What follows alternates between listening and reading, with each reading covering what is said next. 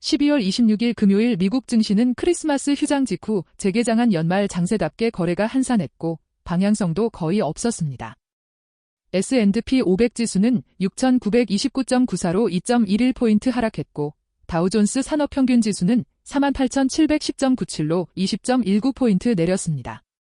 나스닥 종합지수도 23,593.10으로 20.21포인트 하락해 세 지수 모두 하락폭이 0.1% 미만 수준으로 사실상 보합권 마감이었습니다. 이날의 핵심 키워드는 연말 저유동성입니다. 크리스마스 다음 날에는 기관 참여가 줄고 거래량이 급감하는 경우가 많아 지수는 큰 뉴스가 없으면 좁은 범위에서 움직이기 쉽습니다.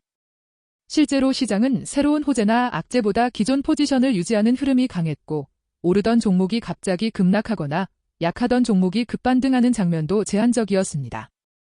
대신 주간 단위로 보면 분위기는 완전히 꺾인 것이 아니라 S&P 500 지수가 주간 기준 약 1.4%, 다우와 나스닥이 각각 약 1.2% 상승 흐름을 유지하는 가운데 하루 정도 숨을 고른 모습에 가깝습니다.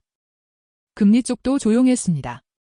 미 10년물 국채금리는 4.13% 부근에서 큰 변화가 없다는 평가가 많았고 금리 변동성이 낮으면 주식 변동성도 자연스럽게 제한됩니다. 동시에 연말 시장의 큰 프레임은 연준의 완화 기대와 경기 둔화 신호를 투자자들이 어떻게 소화하느냐인데 이날은 그 재료들이 새롭게 갱신되기보다 이미 반영된 상태에서 매수와 매도가 균형을 이룬 장세로 해석됩니다. 즉, 시장은 위험 자산을 급하게 던지지도 않았고 그렇다고 확신을 갖고 추격 매수에 나서지도 않은 체온이 낮은 세션이었습니다. 연말 장에서는 지수보다 개별 뉴스가 더 크게 보입니다. 대표적으로 타깃은 행동주의 성향 투자자 이슈가 부각되며 장중 강세가 나타났고 시장은 실적과 구조 개선, 경영진 변화 가능성 같은 재료를 민감하게 반영했습니다. 반면 대형주 대비 체력이 약한 종목군은 상대적으로 힘이 빠지는 흐름도 있었는데 러셀 2000 지수는 2534.35로 13.74포인트 하락하며 약 0.5% 내렸습니다.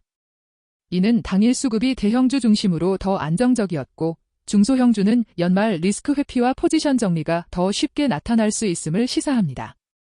이날 체감 변동성은 원자재에서 더 강하게 나타났습니다. 은 가격은 하루에 약 7%에서 8% 급등하며 1온스당 77.40달러 수준까지 치솟았고 금도 사상 최고 흐름이 거론될 정도로 강세였습니다. 이런 움직임은 금리 인하 기대가 살아있을 때 나타나는 안전자산 선호, 그리고 수급 타이트 같은 요인이 겹칠 때 자주 강화됩니다.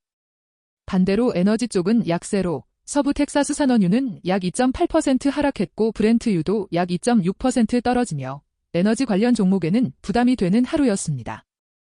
이날은 시장이 새 방향을 만들기보다 연말 상승 흐름 이후에도 급락 없이 버텨내는지를 확인한 체력 점검 성격이 강합니다.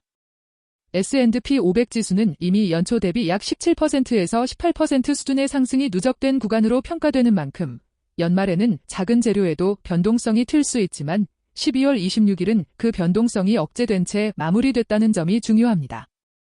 다음으로 봐야 할 포인트는 첫째, 연말 리밸런싱 수급이 특정 섹터에 어떤 압력을 주는지, 둘째, 연준 관련 발언과 지표가 금리 기대를 다시 흔드는지, 셋째, 은과 금처럼 원자재 급등이 관련 주식으로 얼마나 확산되는지입니다.